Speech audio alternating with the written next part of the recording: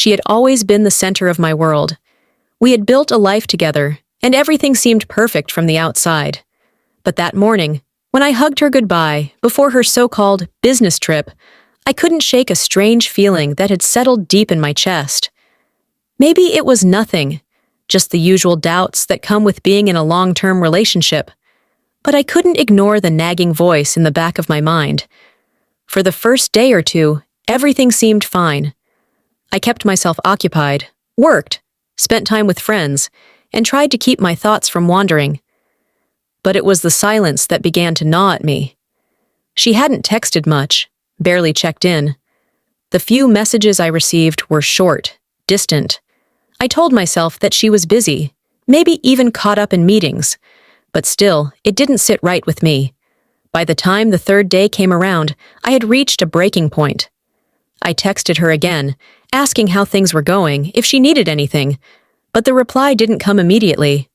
When it did, it was a vague message about how she was tired and just wanted to rest after a long day of work. Her response felt too rehearsed, too simple. I didn't buy it. Then the door opened and she walked in, as if nothing had happened.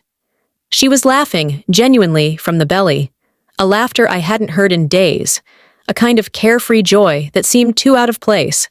She dropped her suitcase near the door, kicked off her shoes, and walked over to me with a wide smile on her face. Her eyes sparkled, and I couldn't help but notice that there was something unsettling about her energy, something that didn't match the exhaustion of someone who had just returned from a business trip. "Hey, babe," she said, her voice bright, almost too bright. "You wouldn't believe the trip. It was such a blast. Everything went so well. I think I've finally made some solid connections." I tried to mask the questions swirling in my mind. "That's great. But how was it really?" I asked, trying to sound casual. The tension in my voice was impossible to hide.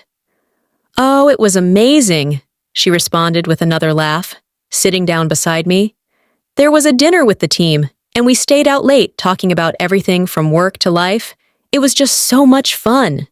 She kept talking, recounting every little detail, most of which seemed exaggerated. But there was one thing I noticed that made my skin crawl. She didn't seem tired at all. She was energetic, chatty, and unusually upbeat for someone who had just finished a hectic business trip.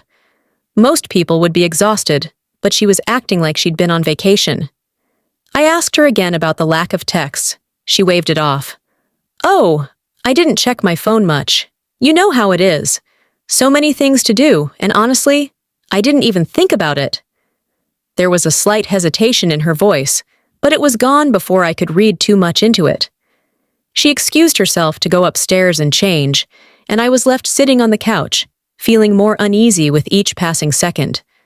The laughter, the stories, the way she acted like nothing was wrong, it all seemed like a mask she was putting on. My mind was racing, and a part of me wanted to believe that I was just overthinking things, but another part of me, one that had been paying attention for far too long, wasn't so sure. I couldn't sit still any longer. I needed answers. Her phone was lying on the kitchen counter, buzzing with a new message. Normally, I wouldn't have snooped, but today wasn't normal. Something inside me told me to look, and so I did. The message was from someone I didn't recognize. I hesitated, my heart pounding in my chest as I read the text. "Had a great time. Hope we can do this again soon. Miss you already."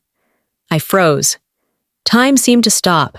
The world outside my mind faded away as I reread the message over and over, trying to make sense of it. But it was clear. She wasn't talking about a business trip. She was talking about something else, something much more personal. Just as I was starting to process it, I heard her footsteps on the stairs. My heart was in my throat as she appeared in the doorway, wearing a slightly confused but still carefree expression. When she saw me holding her phone, her smile faltered. I could see the panic in her eyes, the realization that the truth was about to come crashing down on her. "What's going on?" she asked, trying to sound casual, but there was an edge to her voice. I didn't say anything at first. I just handed her the phone, watching as she read the message. Her face went pale, and she stumbled back, her hand trembling as she set the phone down on the counter. "Look, I can explain," she started, her voice shaking now, but I wasn't sure I wanted to hear it. "Explain what?" I asked, my voice colder than I intended. "The fact that you were seeing someone else while you were away? The fact that you lied to me? Or the fact that you thought you could get away with it?" Her eyes filled with tears. But the damage was already done. She was no longer the woman I thought I knew. Her mask had slipped. Her mask had slipped. All I could see was a stranger. Someone I had trusted and loved. But who had betrayed me in ways I hadn't imagined. "I didn't mean for it to happen. But the words felt hollow. As if they were rehearsed. It was a mistake. I never wanted to hurt you. But the pain was already there. Too sharp to ignore. And as I stood there, watching her unravel, I couldn't help but wonder how long this had been going on, and how much I had missed while I was blind to the signs.